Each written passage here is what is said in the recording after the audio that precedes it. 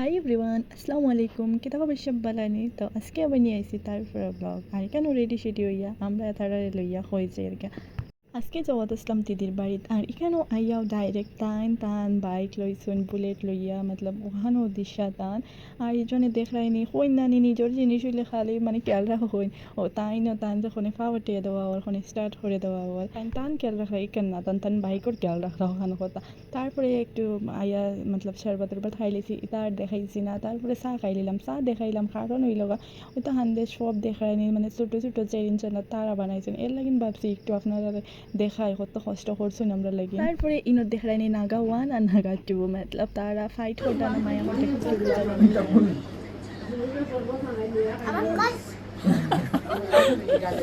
এটা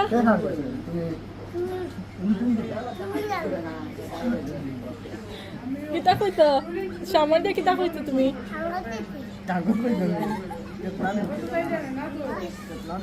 তারপরে গাইস তার অবস্থা দেখছো নি হায়রে নাটক তারা। তারপরে কেন আমার বাইরে ফেল মারাই দিছেন মতলব আরো তাই আরো বেশি হ্যান্ডসাম হয়ে গেছেন। তো তারপরে এই রুমাইয়া তারার অবস্থা দেখলাম লাইট অফ করিয়া খুব মজা হড্ডা তারা। তারপরে তারার কিতাজন গফ হড্ডা তো আমি ভাবছি তারার গফ একটু নিতে আনিবে ক্যামেরা নিতেও তাই না আমার একটু সিডানি শুরু করলা হাই গাইস হইয়া। তো তাই না তাহরটা সবে কিতা হড্ডা তারপরে তারা লগে একটু গফ সফ করলাম কারণ সবটা তো জিগানি থাকে কিলা কিতা।